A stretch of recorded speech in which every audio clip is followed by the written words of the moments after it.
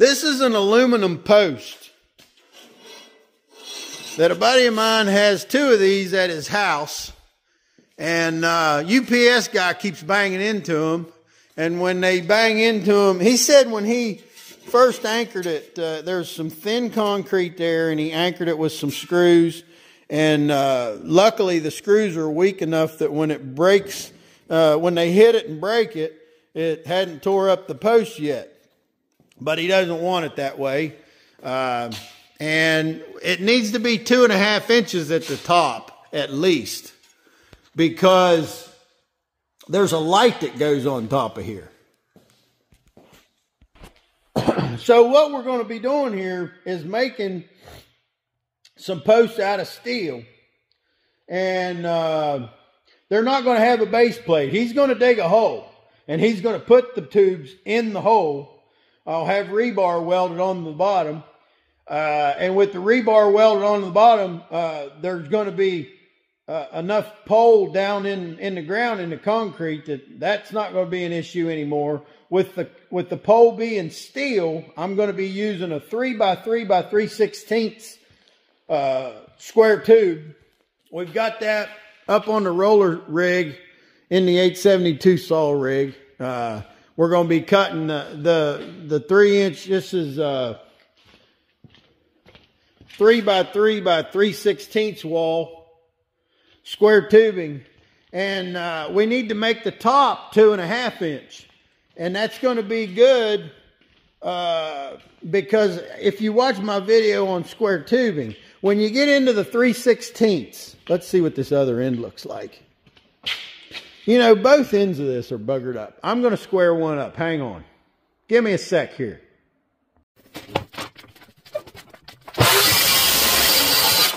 Now, with the end of that, got a decent cut on it.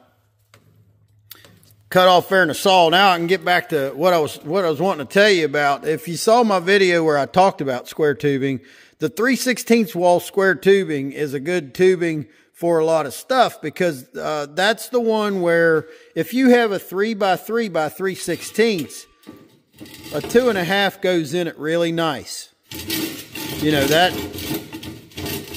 can be used for a lot of stuff. And then the reason that it's 3/16 wall is, it's worth knowing that because it works with all sizes, meaning that if you have a 2.5 by 2.5 that's 3/16 wall, a 2-inch will fit inside of it just the same. And if you have a 2-inch, the 2x2 by 3/16 wall, 1.5 inches will fit inside of it just the same. It's a nice fit like this where, you know, when tubes slide in other tubes, that's something you could lube that up and make all kind of stuff out of it. But what we're going to be doing here is we've got to have the strong post. We want to use the 3x3 by 3/16 for the post, but the light fits on a 2.5 inch by 2.5 inch tube. So 2 inches at least of the top of the tube, the top of the post, will be made out of this 2.5 by 2.5. And in this case, I'm just going to be using 2.5 by 2.5 by 1/8. There's no use in it being any thicker than that just to hold the light. So we're going to be cutting the 3x3 by 3/16 to length, cutting the 2.5 by 2.5 by 1/8 to length, and then cutting some rebar and welding on as anchors for the concrete, and get that welded together, and this will be a done deal.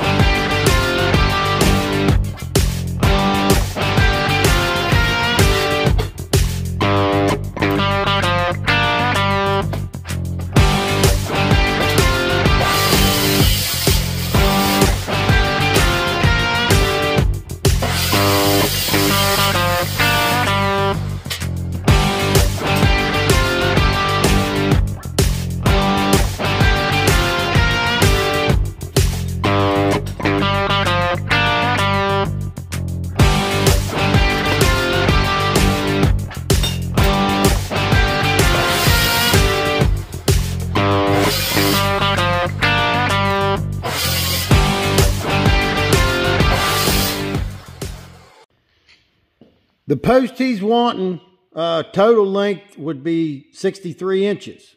I cut the 3x3 by 3/16 wall square tubing to 60 inches. I cut the 2.5, I cut these 5 inches long. So I'm going to have 3 inches of this tube sticking out of that. 2 inches of this tube will be inside of that, and we'll weld all the way around it. I was going to cut these 10 inches, and then I realized that was way too long. If you're going to put one of these on each side to anchor into concrete, 5 inches would be fine. And there's no sense going 10 inches. He might not even be making that big a hole. I don't know. Anyway, moving on to what else I want to show you. If you don't know, I'm an ARCCAPTAIN affiliate. I have done reviews on the ARCCAPTAIN welding equipment in exchange for equipment. ARCCAPTAIN, this machine right here is the ARCCAPTAIN MIG 200. It's the first machine that they sent me. I was so impressed with it when I started doing the first review on it. That review actually turned into 2 videos. Those of you that didn't see that, if you're interested in a budget priced MIG, TIG, and stick welder DC machine that if you're interested in buying one, you might want to check out those videos and check out the ARCCAPTAIN MIG 200. There will be a link in the description of this video, and actually most of my videos, that would be my ARCCAPTAIN length. So what I'm saying about my ARCCAPTAIN link, if you go to my description, go to the description of this video if you're interested in buying the ARCCAPTAIN welder, you would click on the link that'll take you to the ARCCAPTAIN website where you can buy your machine. And when you get there to buy your machine, you want to type in the promo code NBS Welding 5%. And what that's going to do for you, it's going to give you a 5% discount on your machine, and ARCCAPTAIN is going to give you a free gift. And so we'll take a look at what we got set up. And one of the big reasons I've got this out right now, I watch the ARCCAPTAIN Facebook page as much as I can. And on the Facebook page, there's a lot of people that ask questions about the ARCCAPTAIN weld machines. And if I feel like I can answer those questions, then I feel like I'm doing some of the work that I should be doing as an ARCCAPTAIN affiliate. So one of the questions that I've recently seen about the MIG 200 is someone asked, if the MIG 200 was plugged into 110 volt, could you run it off a 20 amp breaker? I did answer the question, and I did say in my answer on the Facebook page when I answered the question, I said you can run it on 110 volt on a 20 amp breaker, but if you're wide open, just understand that you may kick that breaker. Now, are you going to be wide open enough to do this? If I was to set it at the heat that I need it to do this MIG welding on this tubing, is that going to kick the 20 amp breaker? Well, look, I'm here to find out. Okay. Now, we did this in my review, and I think I did trip a 20 amp breaker when I was MIG welding a mower deck with the MIG 200 on 110 volt. But I said in the video that could be a weak breaker, because a lot of my breakers are older, and every time you trip a breaker, it gets weaker. So if you're having issues with tripping a 20 amp breaker, you might just put in a brand new breaker and take care of that problem. So what we're going to do in a way to step a little further to answer that question, I've got the ARCCAPTAIN MIG 200 set on wide open. All it'll do on 120 volt. So let's take a look. When I turn this machine all the way up on 110 volt, it goes to 18 volts. Wire speed, I'm on Syn. I like the synergistic feature. When I set my voltage, the machine automatically sets the wire speed for me. That's great, especially for you guys that are new to MIG welding, getting that balance right between the voltage and and the wire speed can be really hard to do. So if it sets it for you like that, boy, that's a good feature. We've got 30 thousandths P3 wires, what I've got in here. Had some of that, and we're going to be using the mixed gas with it. That's a mixture of argon and CO2. We're plugged into the 110 volt, and all my 110 volt breakers in the breaker box are, I don't have any of them bigger than 20 amp. There's no 30 amp breakers here on my 110 volts. So what we're going to do is we're going to weld this up, and we're going to see if we kick that breaker.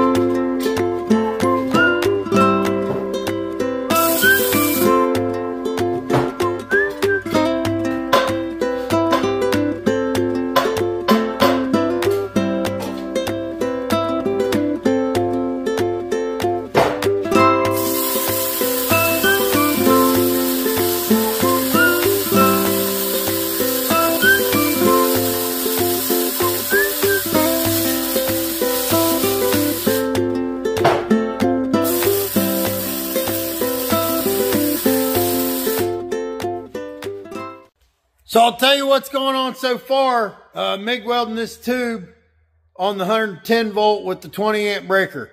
When I very first went to tack, the second that I tried to tack it, it tripped my breaker. So I got a little bit suspicious that it tripped the breaker, maybe because it wasn't grounded well and the voltage went way up trying to find the ground. So I reset the breaker, and I put the ground clamp directly on the tube that I was welding. And this is how much I welded. So I got it tacked. I made the tacks, 2 tacks. And then on the third time I started welding, I started right here, and I welded. I had it in the flat position at the time, and I welded all the way across one side, no problem. I turned it, and I welded from there to there, and I just kicked that breaker again. So the next question is, obviously we're welding wide open. I've got it as hot as it'll go on 110 volt. Now it'll go a lot hotter if I put it on 220 volt, but on 110, it's set on 18 volts, and that's wide open. So the question is, if you're in a situation where you have to use 110 volt, 220 is not available, and you only have a 20 amp breaker, how hot can you MIG? I'm going to turn it down to 16.5 and try to do this. Let's see what happens.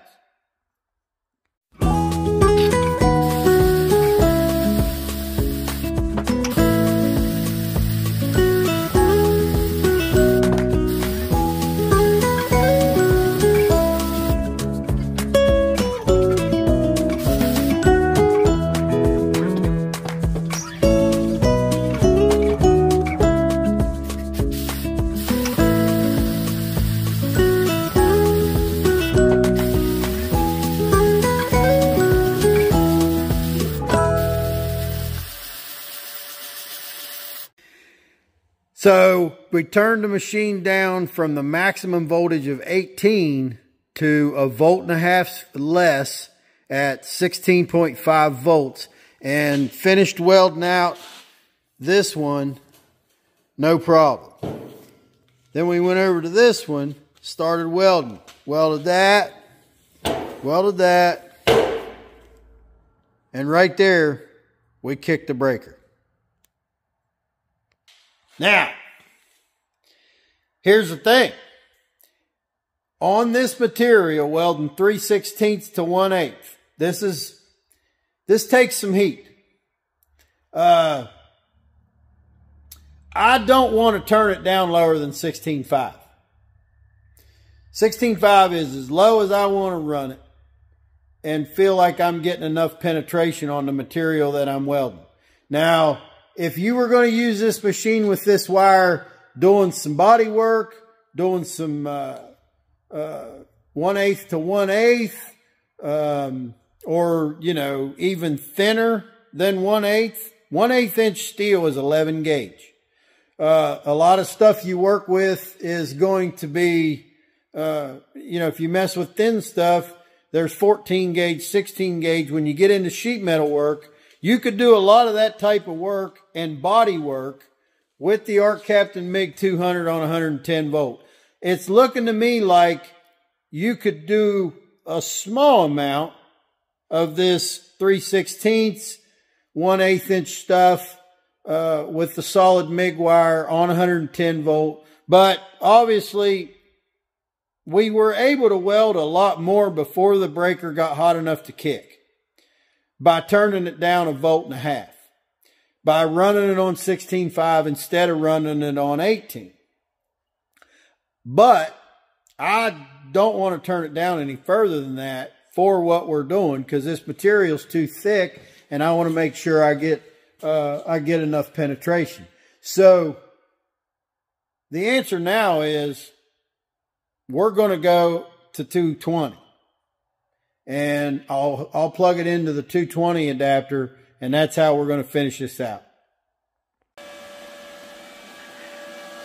Now we're on 220 volt, and then when I turn the machine wide open, maximum voltage for the MIG setting on 220 volt, it goes up to 24.9. I'm using the synergetic feature to set the wire. I've got it set on MIG. I've got it set on 8.8, which that's millimeter, which 0.8 millimeter is our 30 thousandths wire. I've got it set on our mixed gas, and we're ready to go. I think this is way too hot. We don't need no 25 volts. Let's go down to 19. Now we'll go ahead and let's try 20.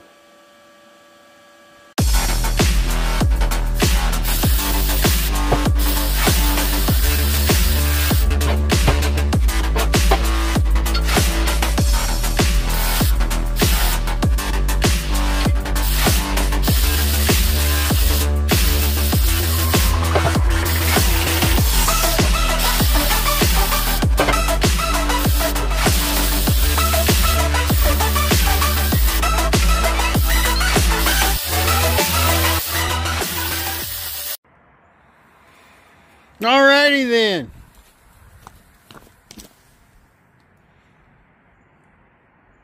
Got them rebars welded on there, and we got our tubes welded on the top so that the lights will work. So that feller, he's going to be setting that in a foot or 1.5 feet of concrete and replacing this lightweight aluminum post with the base plate's going to get replaced with these heavy steel ones. And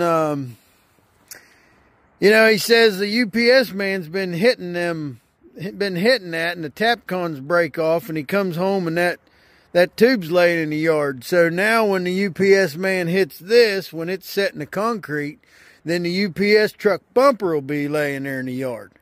So that'll be more gooder. A lot more fun that way. But anywhooser, and thank y'all for watching. And remember, learn how to work with what you got. That way you always have everything you need. Hey y'all, we're coming to you from the break room here at MBS Weld, and I want to show you the t-shirts we got. The MBS Welding t-shirts got NBS welding on the front. American flag on the sleeve.